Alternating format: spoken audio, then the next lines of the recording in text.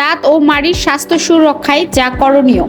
প্রতিদিন সকালে নাস্তার পর এবং রাতে ঘুমানোর আগে টুথপেস্ট ও ব্রাশ দিয়ে সঠিকভাবে 2 মিনিট ধরে দাঁত পরিষ্কার করবেন। কয়লা, ছাই, লবণ ইত্যাদি দাঁতের মাজন হিসেবে ব্যবহার করলে দাঁত ও মাড়ির ক্ষতি হতে পারে। পান, সুপারি, গুড়, জর্দা, তামাক, সিগারেট ইত্যাদি মুখের ক্যান্সারের অন্যতম প্রধান কারণ। এগুলো সেবন থেকে অবশ্যই বিরত থাকুন। চকলেট, আইসক্রিম, কোল্ড ড্রিঙ্কস, মিষ্টি, পাউরুটি, বিস্কুট, কেক, চিপস খাওয়ার পরপরই দাঁত ভালোভাবে পরিষ্কার করতে হবে। দাঁতের কালো গর্ত দাঁত ক্ষয়ের প্রাথমিক লক্ষণ, তাই দাঁত ব্যথার হওয়ার পূর্বেই চিকিৎসা নিন, অন্যথায় চিকিৎসা ব্যয়, সময় এবং ঝুঁকি বৃদ্ধি পাবে।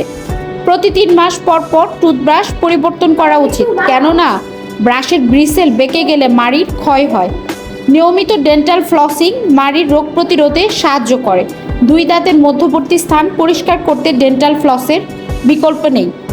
প্রতি 6 মাস অন্তর ডেন্টিস্ট কর্তৃক মুখ ও দাঁতের চেক আপ করানো উচিত।